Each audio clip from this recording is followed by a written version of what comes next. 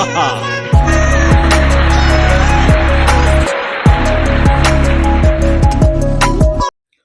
மக்களே.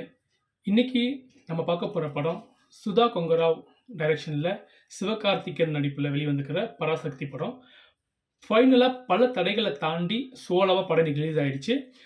படத்துடைய விமர்சனத்தை பார்க்க போனால் ஒரு சின்ன கண்டென்ட் தான், ஒரே ஒரு கண்டென்ட் தான், இந்திய எதிர்ப்பு. அந்த 1950 1960 பீரியடில் வந்துட்டு நம்ம இந்தி பேசாத மாநிலங்களில் இந்தியை எப்படி எதிர்த்தாங்க, பேஸ் பண்ணி நடந்த உண்மை சம்பவங்களையும் சில விஷயங்களை கோர்த்தும் இந்த படத்தை பண்ணியிருக்கிறாங்க.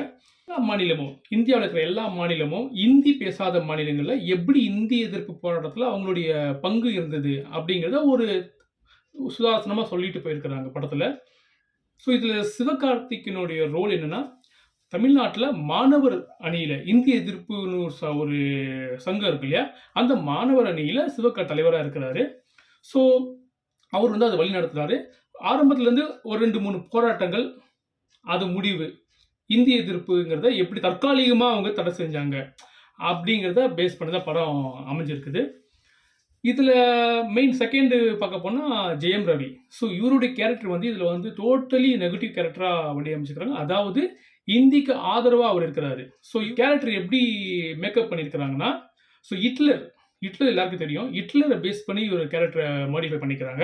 ஸோ அது மாதிரி அவரோட ஆக்டிங்கும் அந்த நெகட்டிவ் ரோலுக்கு கச்சிதமாக பொருந்துச்சு.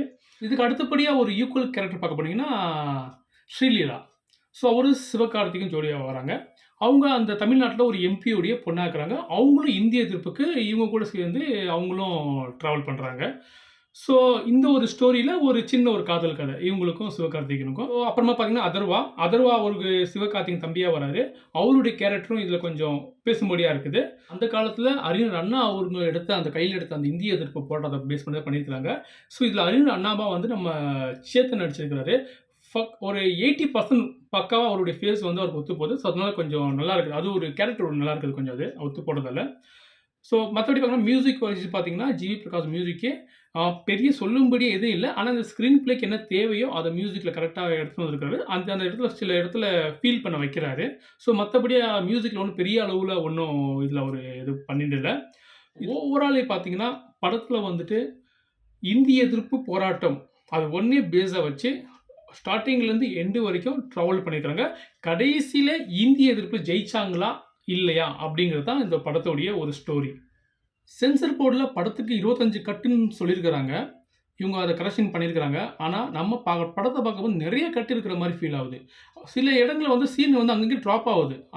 அது கண்டினியூட்டி இல்லை, அங்கேயே ட்ராப் ஆகிட்டு நெக்ஸ்ட்டு வேறு கண்டென்ட்டுக்கு சீனு ஷிஃப்ட் ஆகிடுது. ஸோ சில இடத்துல அப்படியே ஸ்டாப் ஆகுது. ஸோ அதனால் நமக்கு ஃபீல் ஆகுது படத்தில் நிறைய கட் ஆயிடுது. வந்து வெறும் இந்திய எதிர்ப்பை பற்றிய ஆரம்பத்துலேருந்து முடிவு வரைக்கும் அப்படியே நகர்ந்துட்டு போகுது. ஆரம்பத்தில் ரொம்ப ஸ்லோவாக போகிற படம் செகண்ட் ஹாஃபில் கொஞ்சம் டேக்கப் ஆகி கொஞ்சம் மூவ் ஆகுது. ஆனால் கிளைமேக்ஸில் கொஞ்சம் படம் வந்து கொஞ்சம் விறுவிறுப்பாக போகுது.